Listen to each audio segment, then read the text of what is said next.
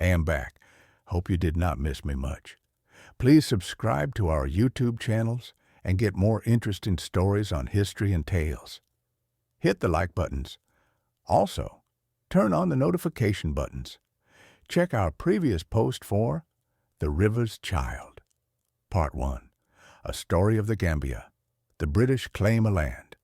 In 1816, the British built Bathurst, now Banjul, as a base to suppress the slave trade, though illegal trafficking continued for decades. By the mid-19th century, Britain strengthened its grip. Treaties were signed, territories were claimed, and slowly the land became known as the Gambia Colony and Protectorate. But Gambia's shape, long and narrow following the river, was no accident. The British and French argued fiercely over territory. In the end, the British kept the river, and the French kept the land around it, shaping the unusual borders we see today. Life under British rule was strict and hierarchical. Gambians farmed groundnuts, which became the backbone of the economy.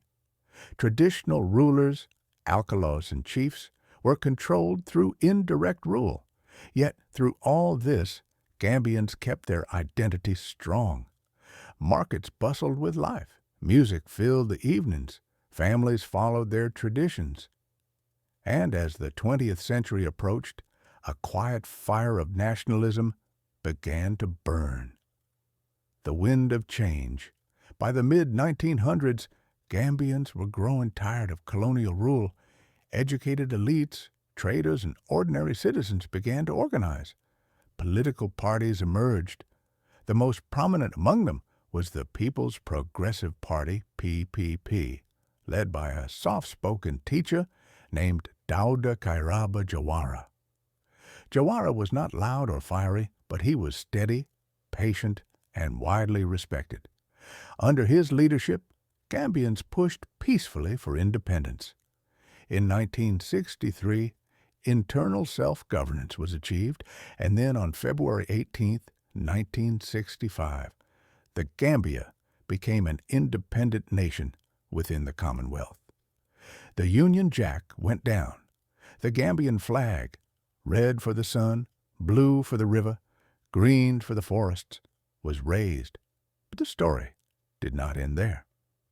In 1970, after a national referendum, the Gambia became a republic, and Jawara became its first president.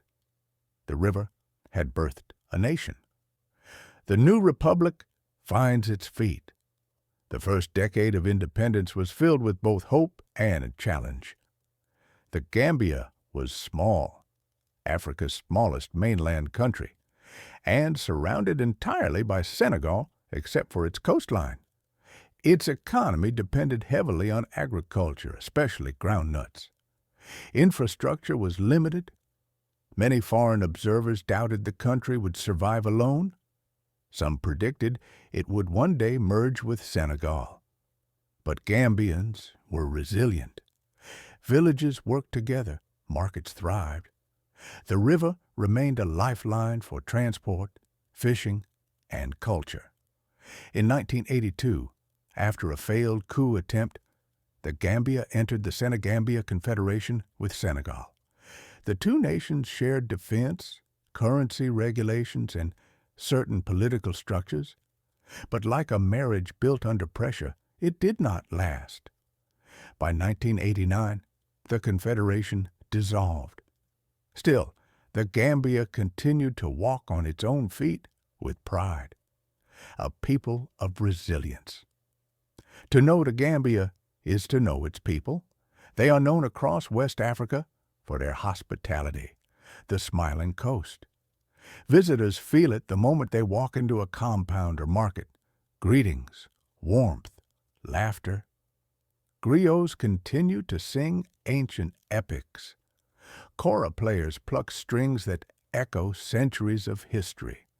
Markets burst with color, fish, peppers, fabrics, groundnuts. Fishermen return at dusk, with boats painted in bright colors. Islam remains deeply rooted, but traditions, storytelling, music, and community life remain proudly Gambian. The country is small, yes, but its spirit is wide as the sky. The river's lesson, the story of the Gambia, is not just history, it is a lesson. It teaches patience, for the river does not rush. It teaches resilience, for its people to survive empire, slavery, colonialism, dictatorship, and still stand tall. It teaches unity, for dozens of ethnic groups share its narrow land in peace. It teaches hope, for every sunrise over the river reminds Gambians that tomorrow can always be better. And so the river flows, still ancient, still wise, still watching its people write the next chapters. The Gambia today, the Republic of the Gambia, is a nation that has known joy and tragedy, unity and division, tradition and transformation. Yet through all its phases, one truth holds firm. The Gambia survives because its people refuse to break. A small country with a great story, a narrow land with a wide heart, a young nation carried by an ancient river, and as long as that river continues its unhurried journey toward the Atlantic. Do you enjoy our story? Drop a comment below, and don't forget to subscribe to our YouTube channels and turn on the notification buttons. On our next post, we shall be telling you bit by bit on how the colonial masters captured West Africa, the shadow over the coast. See you soon.